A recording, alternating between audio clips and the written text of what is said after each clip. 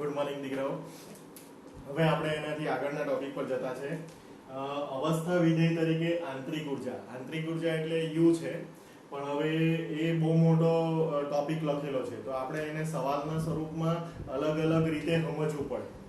તો એથી પહેલા શું સમજવું પડે કે આંતરિક ઉર્જા એ તો આપણે સમજવાના જ, પણ આંતરિક ઉર્જા પહેલા શું સમજવું પડશે? પ્રક્રમ. પ્રક્રમ એટલે શું? તો કે પ્રક્રમ એટલે પ્રક્રિયા. પ્રક્રમ એટલે શું કહેવાય? તો કે પ્રક્રિયા. કે ભાઈ પ્રક્રિયા એટલે હું વ્યાખ્યા આપી શકાય પ્રક્રિયાની? પ્રક્રમ એટલે શું? તેના પ્રકારો સમજાવો.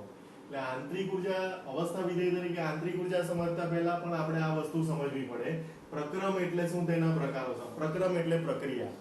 તો કે ભાઈ પ્રક્રિયા એટલે શું? તો કે પ્રણાલીના એક અવસ્થામાંથી, પ્રણાલીના, બરાબર ધ્યાન આપજો, પ્રણાલીના એક અવસ્થામાંથી બીજી અવસ્થામાં પરિવર્તનને, બીજી અવસ્થામાં થતા પરિવર્તનને પ્રક્રમ અથવા પ્રક્રિયા કહેવાય. પ્રક્રમ બી કોઈ કહે અને પ્રક્રિયા કહેવાય. આ એની વ્યાખ્યા લખી મેં. હું લખી વ્યાખ્યા. પ્રણાલીની એક અવસ્થામાંથી બીજી અવસ્થામાં જે પરિવર્તન થાય, એક અવસ્થામાંથી બીજી અવસ્થા જે મળે, એને કહેવાય પ્રક્રમ અથવા પ્રક્રિયા. ભાઈ તેના પ્રકારો સમજાવો, તો અથવા તેના પ્રકારો આપણે ચર્ચા કરવાના. તો કે ભાઈ પ્રકારો એમ જોવા જઈએ તો પ્રકારો જે ખરા એ એમ જોવા જઈએ તો 4 છે, પણ આપણી ચોપડીની અંદર જે પ્રકારો આપેલા છે તેમાં પહેલો પ્રકાર જે આપ્યો છે તે સમતાપી પ્રક્રમ. સમતાપી પ્રક્રમ અથવા એને કહેવાય પ્રક્રિયા.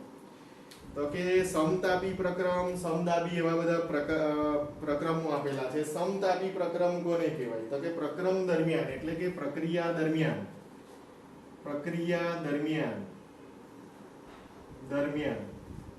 એટલે શું? પ્રક્રિયા એટલે શું? તો કે એક અવસ્થામાંથી બીજી અવસ્થામાં રૂપાંતર થાય એને પ્રક્રિયા કહેવાય. તો પ્રક્રિયા દરમિયાન જો પ્રણાલીનું તાપમાન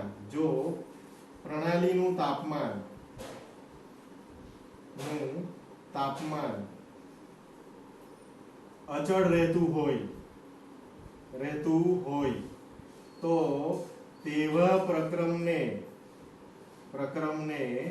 સમતાપી પ્રક્રમ કહેવાય.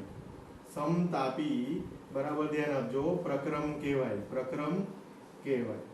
બરાબર. હવે આ વસ્તુ અચળ થઈ ગઈ કે ભાઈ સમતાપી પ્રક્રમ એટલે શું? તો કે તાપમાન અચળ. તાપમાન અચળ એટલે મારે શું લખવું જોઈએ? તો કે delta T is equal to 0. કેમ ડેલ્ટા ટી લખ્યું? તો કે પ્રારંભિક અવસ્થામાંથી બીજી અંતિમ અવસ્થામાં જાય એટલે એનો તફાવત જ આવે કે પહેલા કેટલું તાપમાન હતું અને પછી કેટલું થઈ ગયું, તો એ તાપમાન આવે. એટલે તાપમાનનો ફેરફાર જે ખરો તે ડેલ્ટા ટી થી દર્શાવવામાં આવે. તો આને સમતાપી પ્રક્રમ તરીકે ઓળખવામાં આવે, જેની અંદર તાપમાન કેવું રહે? અચળ રહે.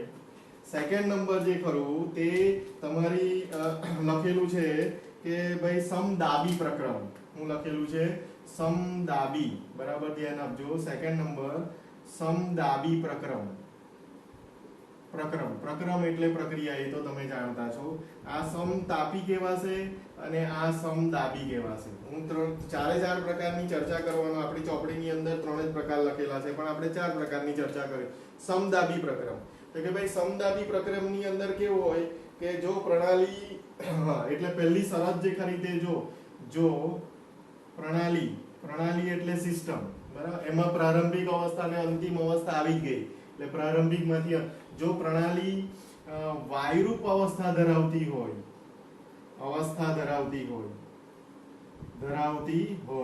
પહેલો આ શરત લખી. કેમ? તો કે ભાઈ સમદાબી એટલે દબાણ.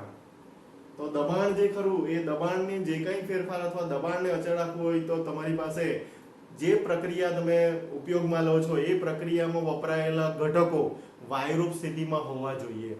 એટલે જો પ્રણાલી વાયુરૂપ અવસ્થા ધરાવતી હોય અને ધ્યાન આપજો, અને તેમાં દબાણ અચળ રાખવામાં આવે તો તેવા પ્રક્રમને સમદાબી પ્રક્રમ કહેવાય. એટલે મારે લખવું પડે delta p is equal to 0. હું લખવું પડે delta p is equal to 0. અને સમદાબી પ્રક્રમ કહેવાશે, સમદાબી પ્રક્રમ. હવે ત્રીજા પોર્શન પર જવાના. સમદાબી પછી સમોષ્મી. શું છે? સમોષ્મી પ્રક્રમ. ધ્યાન આપજો, આ બહુ ઇમ્પોર્ટન્ટ. સમોષ્મી પ્રક્રમ. ભાઈ પ્રણાલીની અવસ્થા દરમિયાન જો પ્રણાલીની અવસ્થા દરમિયાન જો પ્રણાલીની અવસ્થા દરમિયાન પ્રણાલીની અવસ્થા એટલે પ્રારંભિકમાંથી અંતિમમાંથી. તો પ્રણાલીની અવસ્થા દરમિયાન ઉષ્મા મેળવાય કે ગુમાવાય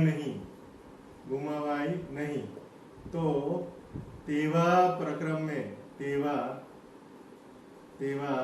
પ્રક્રમને સમોષ્મી પ્રક્રમ કહેવાય. સમોષ્મી પ્રક્રમ કહેવાશે. પ્રક્રમ કહેવાય. બરાબર ધ્યાન આપજો. સમોષ્મી પ્રક્રમ કહેવાય. સમોષ્મી પ્રક્રમ કહેવાય એટલે શું મતલબ થઈ ગયો ખબર? Q is equal to 0. Q એટલે ઉષ્મા કહેવાય. શું કહેવાય? ઉષ્મા. તો Q ઇઝ ઇક્વલ ટુ 0 આવે. ઉષ્મા ગુમાવાય પણ નહીં અને મેળવાય પણ નહીં. આ જે ખરું ને એને એડિયાબેટિક કહેવાય. એટલે જો તમારી ચોપડીની અંદર લખેલું હોય ને તો સમતાપી માટે શબ્દ વાપરેલો હશે આઇસોથર્મલ. આના માટે શબ્દ વાપરેલો હશે આઇસોથર્મલ. થર્મલ રિએક્શન અથવા પ્રોસેસ. આઇસોથર્મલ પ્રોસેસ લખેલું હશે. પ્રોસેસ. સમદાબી એટલે કેવું? તો કે આઇસોબેરિક પ્રોસેસ. બરાબર, આવું લખેલું હશે આઇસોબેરિક પ્રોસેસ. સમોષ્મી પ્રક્રમ લખેલું હશે ને તો ત્યાં લખેલું હશે એડિયાબેટિક. ધ્યાન આપજો, એડિયાબેટિક પ્રોસેસ. એડિયાબેટિક પ્રોસેસ જે ખરું તે લખેલું હશે. એડિયાબેટિક પ્રોસેસ જેને સમોષ્મી પ્રક્રમ તરીકે ઓળખવામાં આવે, જેમાં Q બરાબર શું આવે? તો કે 0 આવે. ઓકે, હવે 4 નંબર જે ચોપડીની અંદર આપણને આપેલું નથી છતાંય આપણે થોડી ચર્ચા કરી લઈએ અને હું એને ઓરલી જ કહી જાઉં તો કે આ પ્રક્રમ જે ખરું એને આઇસોકોરિક કહેવાય. આઇસોકોરિક. હવે એનો સ્પેલિંગ બી કોરિક પ્રોસેસ કહેવાય. આઇસોકોરિક પ્રોસેસ જે ખરી એટલે કે સમકદી. એને કહેવાય સમકદી. કદી એટલે તમને સમજ પડી ગયું કે કદ અચળ રહેવામાં આવે. જો પ્રણાલીની અવસ્થા દરમિયાન કદ અચળ રહેતું હોય, જો પ્રણાલીની અવસ્થા દરમિયાન કદ અચળ રહેતું હોય, કદ અચળ રહેતું હોય એટલે delta V is equal to 0.